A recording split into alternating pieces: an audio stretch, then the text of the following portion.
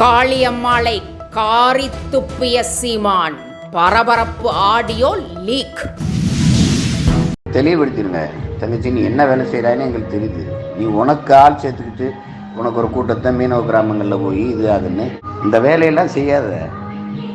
அவர் ரொம்ப பேரன்புக்காரரு, அதே மாதிரி பெருங்கோவம் கொண்டவன். அவன் எதை பற்றியும் கொல்லப்பட மாட்டான். இப்படி தான் ராஜீவ்காந்தி கல்யாண சொந்தத்தை வளர்த்தான். அவன் கடைசியாக துரோகத்தில் போய் நின்றுது. இங்கே திறமை மட்டும் முக்கியம் இல்லை, உண்மையும் நேர்மையும் தான் முக்கியம்.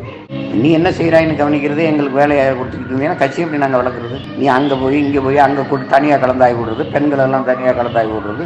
நாகப்பட்டினத்தில் ஒரு விடுதியில் நீ எல்லா பெண்களையும் கூப்பிட்டு பார்ட்டி கொடுத்துருக்க, செல்ஃபோன் கொடுத்துருக்க, ஆளுக்கு 2000 3000 காசு கொடுத்துருக்க. இதெல்லாம் என்னது? தலைமைக்கும் கட்சிக்கும் விசுவாசமாக இருக்குது. கேள்வி இது வரைக்கும் என்னை யாரும் கேட்கல. முதல்ல இந்த ஆடியோ அதை நான் பார்த்துட்டு கொஞ்ச நேரம் எனக்கு அதில்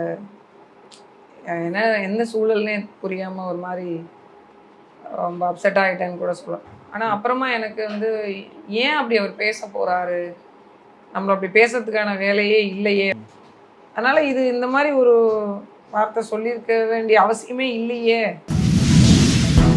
சீமானையே மிரள வைக்கும் காளியம்மாள். தனியாக கூட்டம் நடத்துவதற்கும் ஆள் சேர்ப்பதற்கும் எங்கிருந்து வந்தது பணம் என தம்பிமார்களே அதிர்ச்சி.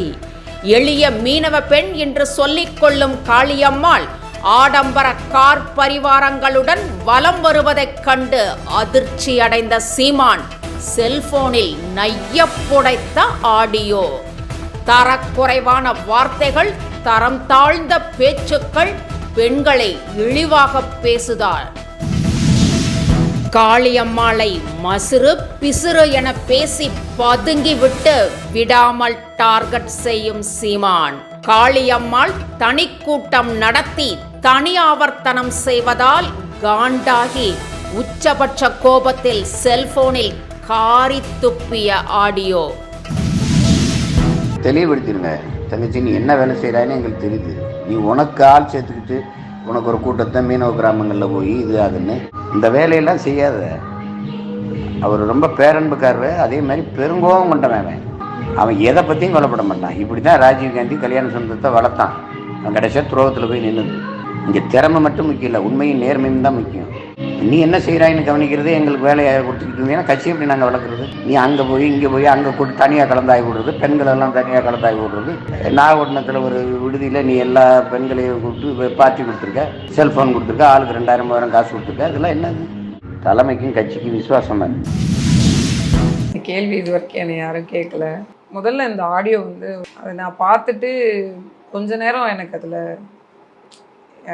என்ன சூழல்னே புரியாமல் ஒரு மாதிரி ரொம்ப அப்செட் ஆகிட்டேன்னு கூட சொல்லலாம். ஆனால் அப்புறமா எனக்கு ஏன் அப்படி அவர் பேச போகிறாரு, நம்மளை அப்படி பேசுறதுக்கான வேலையே இல்லையே, அதனால் இது இந்த மாதிரி ஒரு வார்த்தை சொல்லியிருக்க வேண்டிய அவசியமே இல்லையே.